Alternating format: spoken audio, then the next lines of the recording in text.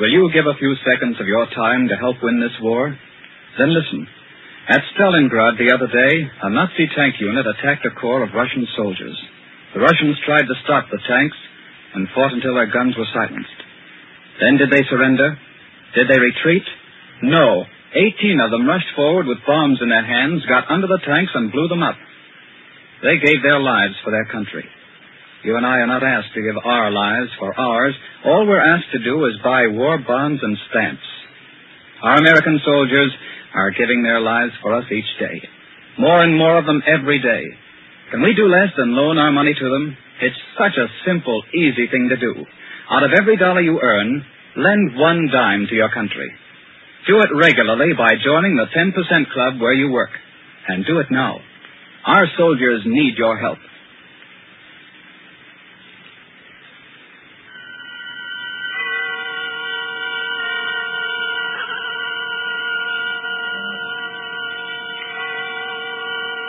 The Columbia Network takes pleasure in bringing you Suspense.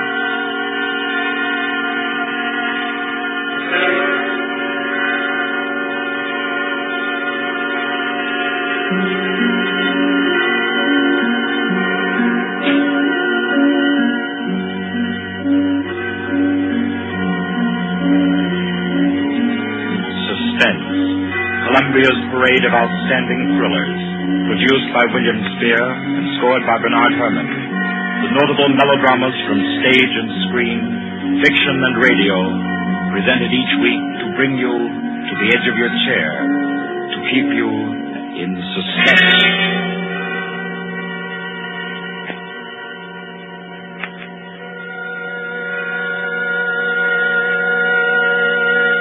Tonight's story deals with a remote and dangerous house and a terrifying thing that happened there because the rain went on for days and days. It deals with a surgeon and a girl, a giant, and a young man who took a long chance. And over them all, the moan of the night wind and the ceaseless roar of the storm. For your suspenseful listening, we invite you to learn about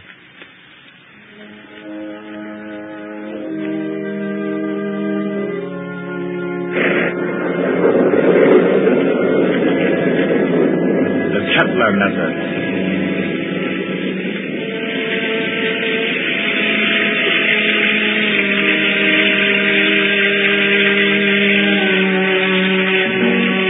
Four days of rain had been, ceaseless, teeming, pouring with a steady, relentless rhythm. 4 solid days. The fields around Culston had been turned into huge puddles that reflected the heavy, swollen sky. And Dr. Morrissey was stirred by a deep anxiety. He stood beside a window in his sanitarium, which rose high on a lonely hill, a few miles from the little town of Culston, and stared into the jagged, spraying screen of rain. It was just 3 o'clock. 3 o'clock of an afternoon he would long remember. He was on the point of sending for Caffrey, the ward attendant, when the door opened, and Caffrey came in, pale, disturbed. Dr. Morrissey. Is there anything wrong, Caffrey? I don't know. There's a feeling down in the ward. Feeling? This rain's going on too long. The patient's getting uneasy? They're bound to, ain't they? If a guy with good nerves gets jumpy, you can imagine what it does to theirs. Seem to be affecting anyone in particular? Number 5's been carrying on. Kettler? Yeah. I brought him up. Nurse Carter's waiting with him out in the hall. Bad as that? He's upsetting the others. Keeps asking for some guy named Benham. Oh, that's the man he killed. I didn't know he was homicidal. Oh, it was an accident. He was performing a brain surgery on Benham and... Him? Oh, Kettler was a very important surgeon, Caffrey. Didn't you know that? He keeps saying so, but... It's perfectly true. Very successful Dr. Kettler was. Until he perfected an operative procedure that he called the Kettler method. A new process of brain operation. Spent most of his life on it and... Well, when he tried it for the first time on this young lad Benham and Benham died on the table, it unbalanced his mind. I've got to go back down there now.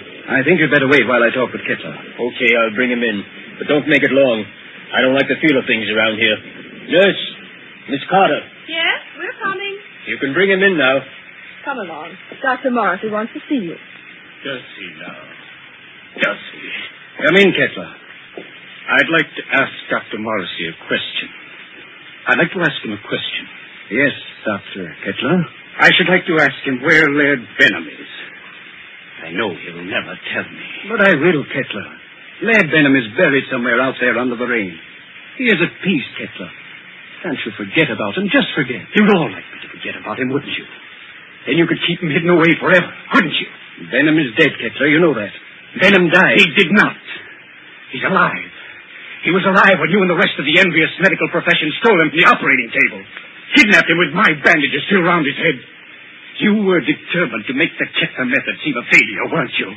Weren't you? Easy now. Believe me, Kettler. Laird Benham died. He is now, Dr. Morrissey. He's in the cellar under the ward downstairs, isn't he? Isn't he? Kettler. Let me see it. Laird Benham. Oh, you'd better take him down, Kettler. All right. Come along now, sir. I'll take him, nurse. You won't show him to me. Even though it would make me well again. My cellars are empty, Kettler. Believe me, Benham isn't there. You sit there in power and order me away. Come on, Kettler. There's something I have to say. I've always been above violence, Dr. Morrissey. But the time comes when there's no other course. This is a warning, Doctor. A warning. And the joke is that you won't heed it. Come on with you. You won't heed it now. But you'll remember it. And soon you'll remember it. Tables turn, Dr. Morrissey. Tables turn.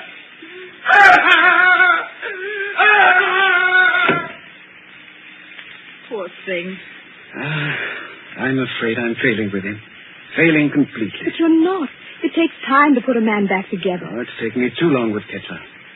I'm beginning to be afraid. If you'll pardon me, Doctor. Yes? I do think you're making a mistake. With him?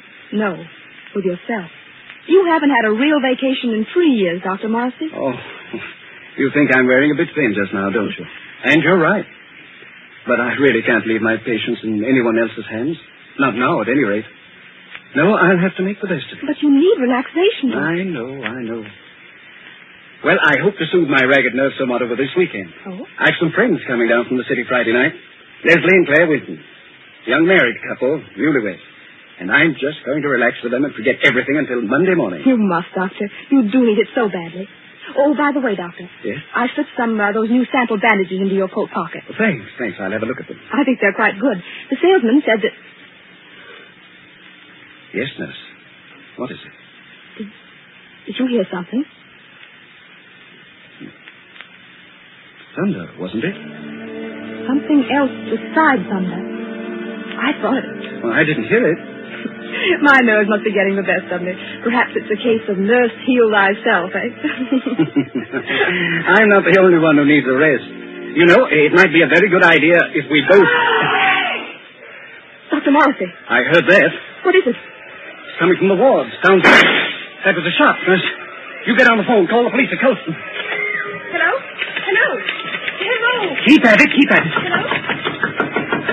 Someone's trying to get in from the hall. Dr. Morrissey! Dr. Morrissey! Kepler, just a moment. Kepler, what is it? He's ganged up on me. All of them coming up the stairs. Kepler, clear out of here. Steady, nurse. He's dead, isn't he? Isn't he? Yes. Dr. Morrissey. Kepler! Remember my warning. Remember it, Doctor. Tables turn, Dr. Morrissey. Tables turn.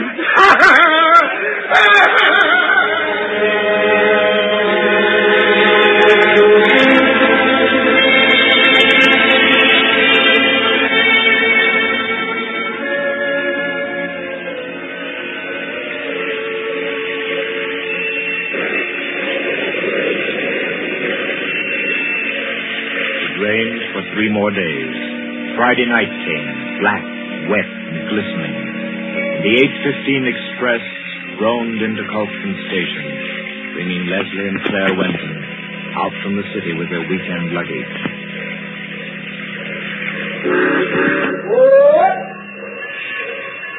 Isn't Dr. Morrissey sending his car for us, Leslie? Yes, Claire. The chauffeur was supposed to drive us over to the sanitarium to pick up the doc, and then we're all going over to his house together. I don't see any car, do you? I don't see anything but water. Maybe we're rolling over in a skiff. Oh, I hate that sound. Like somebody's in agony. I think you're a little depressed, dear. Well, I shouldn't be surprised. My head's still aching dreadfully. Poor lover. How long's that been going on now? Almost a week. It frightens me. I don't think it's anything serious. Waiting in the rain like this doesn't do it any good, I'm sure. I don't understand. Doc's usually so punctual. Right on the dot. You don't suppose we ought to call the sanitarium? You people for Dr. Morrissey, yes? Well, yes, we're the Wintons. Doc sent you to pick us up? Cato, Dr. Morrissey's chauffeur. You got luggage? Yes. Here it is. I take. You follow me to car. Come. We're coming. Leslie? Yes? He's tremendous, isn't he? He must be 6.5 feet tall. I'm over 6 myself, darling. He's nearer 8. That's a giant. Get those shoulders. He could snap me in two like a matchstick. Well, I hope he likes us. So do I, light of my life. Waiting. You come, please. But I really don't think he does. Mm-hmm. Coming.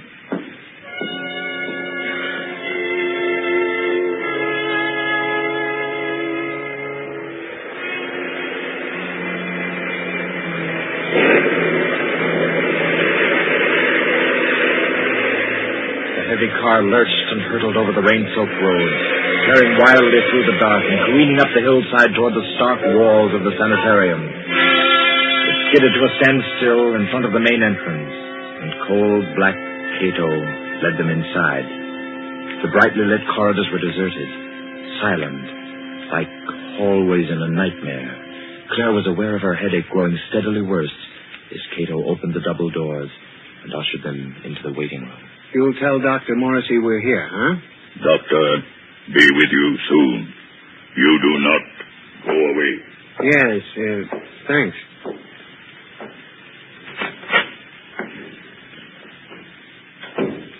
I hope we're not staying in here very long. It isn't very cheery, is it? Oh, I don't like places like this.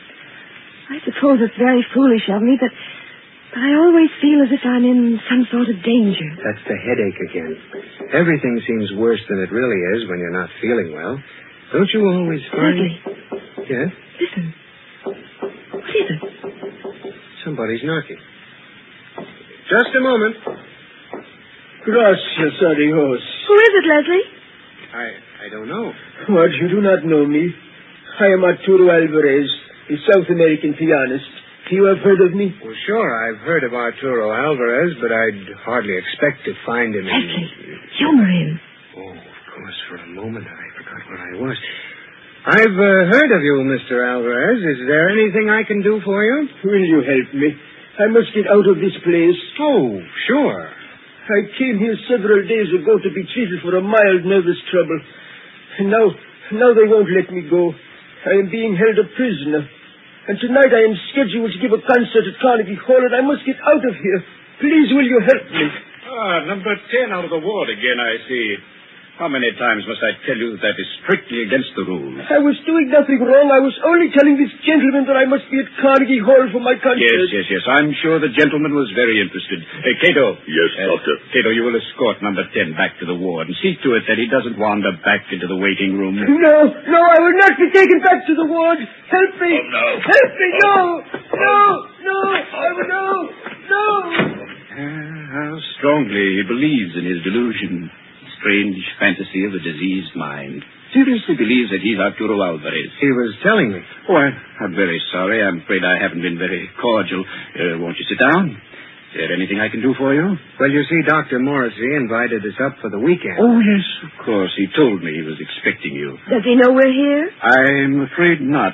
Dr. Morrissey was unexpectedly called away on an emergency case, and I'm in charge of the sanitarium until he returns. Well, do you have any idea about when that'll be? Well, it's very hard to say. However, he asked me to ask you to wait and see to it that you're made comfortable.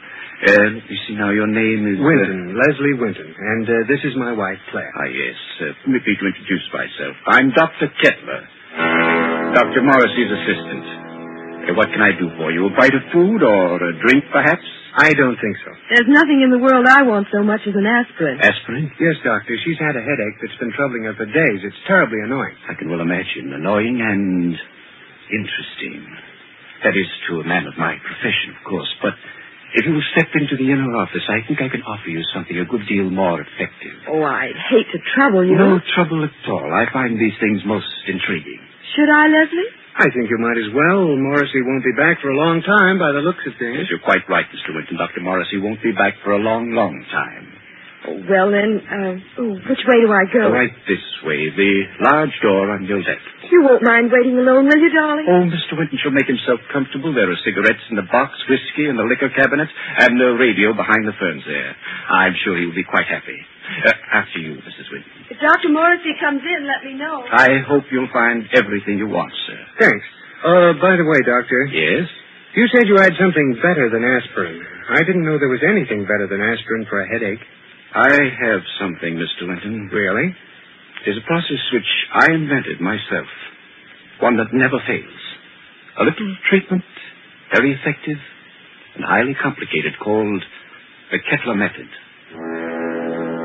Please make yourself at home, Mr. Winton.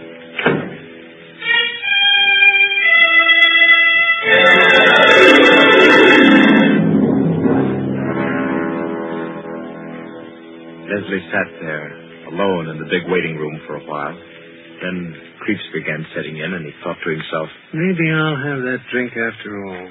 He rose and went over to the liquor cabinet that Kepler had pointed out to him, and opened it. Why, there's nothing in here but books. Yes, books. Books that were so thick with dust that it was clear they'd been there for months. No drink for Leslie. Maybe a cigarette. Kettler said the box was full. He picked it up and started to open it. Why, it isn't even a cigarette box. The darn thing's a bookend. Yes, that's just what it was. Leslie began to think it was a tough job making himself at home in that waiting room. And then the idea occurred to him. Maybe the radio works. He went over to the radio then, turned it on, and...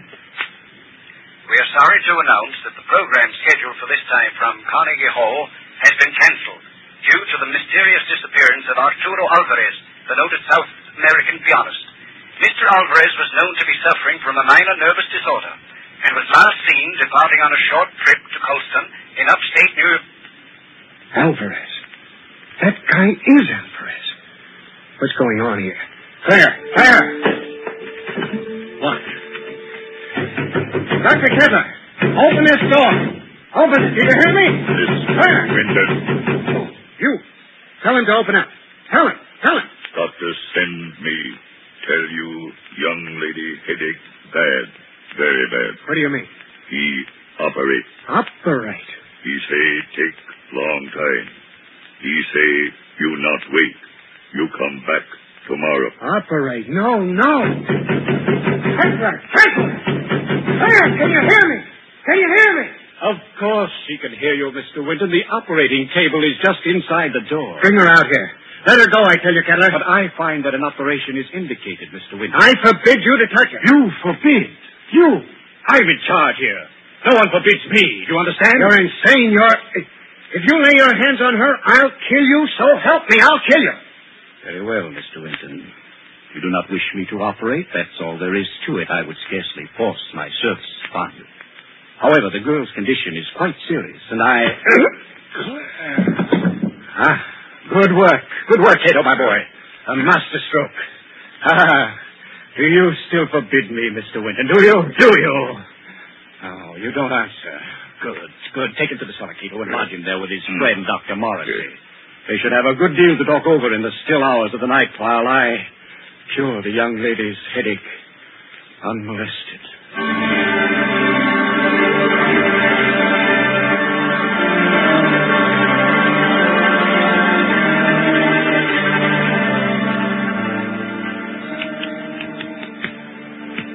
You've got to pull yourself together, Leslie. Now try. Try to think. Cato brought you down a few moments ago. You've been hit in the head. Can you remember? Yes. I was talking to Kettler, trying to make him let Claire go. Claire? Oh, good Lord, Morrissey. Where is she? He's got her. Kettler? She's on that operating table up there. We've got to do something. We've got to do something. Well, I'm afraid there's not much we can do. I've been here for 3 days and nights. What happened? It was a nightmare come to life. I'd had Kettler in my office for treatment. Yeah? He was off on a wild tangent, insisting that I had a man whom he had killed hidden down here in the cellar. That I and the rest of the medical profession had kidnapped him off the operating table with his head still swathed. He thinks I've been keeping this venom from him all along, even though I've known that just one side of him would cure his mental disorders.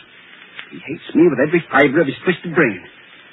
He's a dangerous case, Leslie. He'll kill Claire? He may. There's a slim chance he won't. What's that? Well, all the surgical instruments are locked away. It's possible they may not be able to find it. Isn't there any way we can get out of here? Well, couldn't I have used it? Where does that corridor lead to? To the staircase that goes to the first floor. Well? Not a chance. Comes out in the operating room, and they keep that door locked as tight as a drum. Besides, Kettler still has the pistol he took from my nurse. I've got to think. I've got to. My head hurts so I can't make good sense. Let's see that. I think they gave you a nasty cut. Oh, it doesn't matter. Say, Doc. Yes? What was his name? Who? The guy Kettler thought you were keeping from him, the one he killed. Benham. Ed Benham. Why? Was he a young fellow? Yes, rather tall, slender chap. Say, Doc, do you have any bandages down here? What? Bandages. Why, yes, I think so. They're stored down here. Enough to bandage my whole head, face, and everything? Why? I might have a chance of getting through that door up there.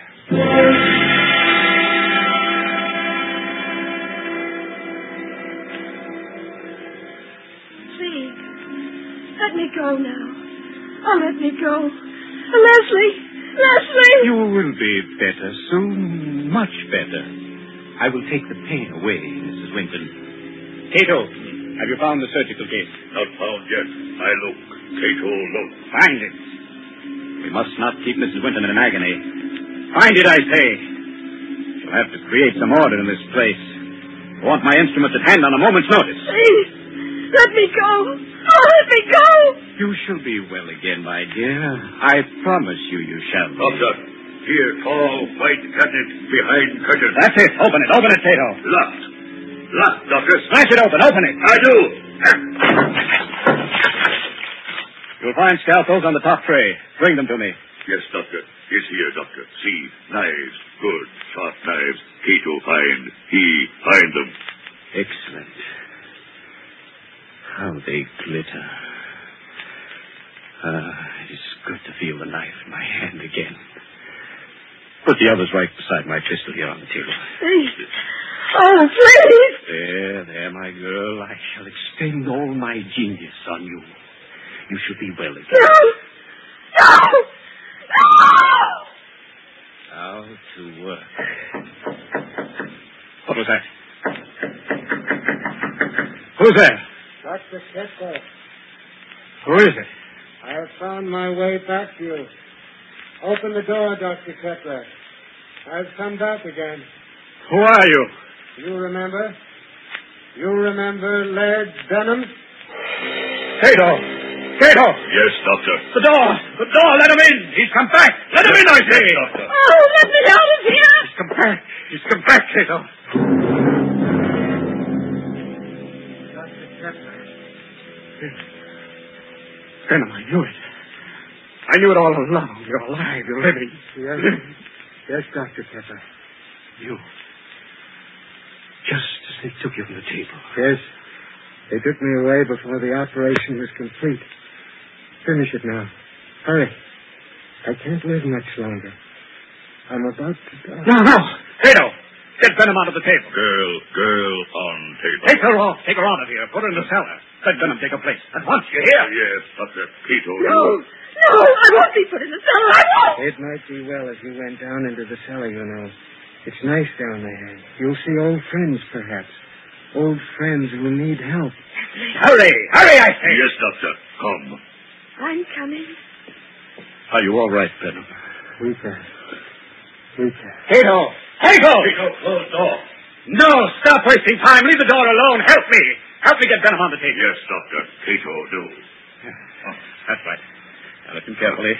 Good. Good. Now, lie back.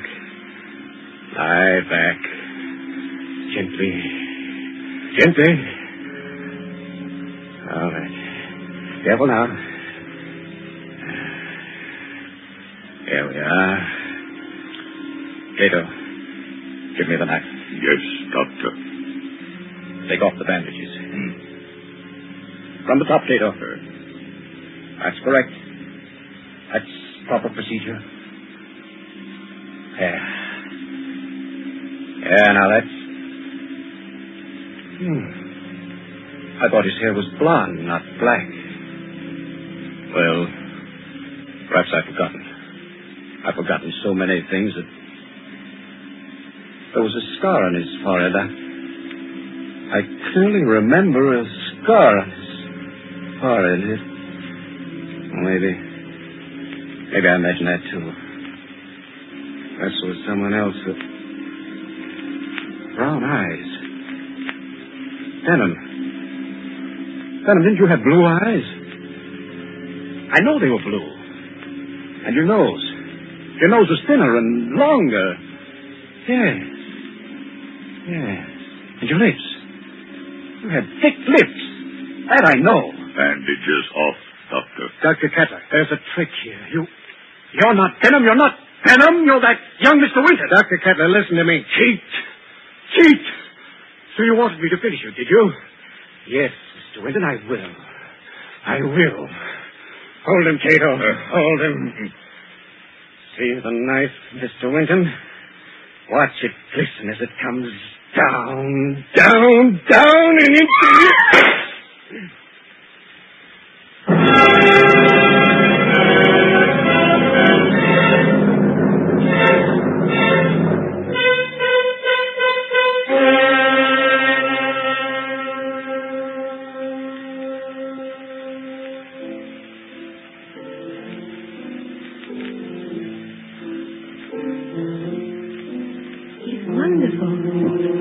You don't doubt that he's out to Alvarez when you hear him play the piano, do you? That's a marvelous old instrument you have, Doc.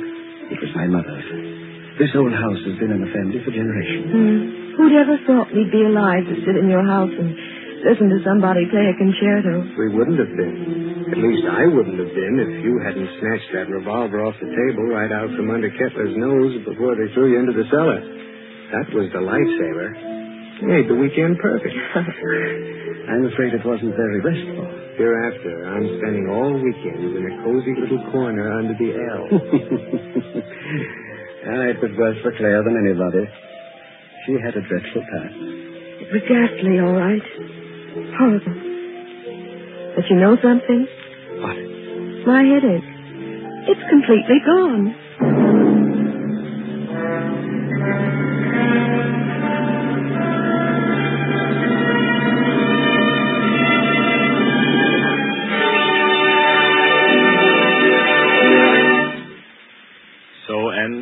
The Kepler method, the tale of a memorable weekend and a long-awaited dead man who didn't return after all.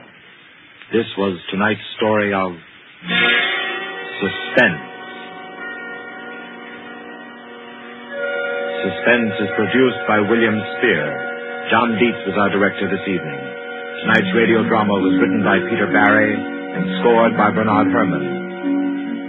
Roger de Coven was Dr. Kettler, John Gibson, Leslie Winton, and Gloria Stewart played Claire Winton. Others in the cast were Guy Rep, Martha Faulkner, Winfield Honey, and Ralph Smiley. Next week at this time, Columbia will bring you another selected story from the world's great literature of thrill. Another study in suspense. This is Barry Kroger, and this is the Columbia Broadcasting System.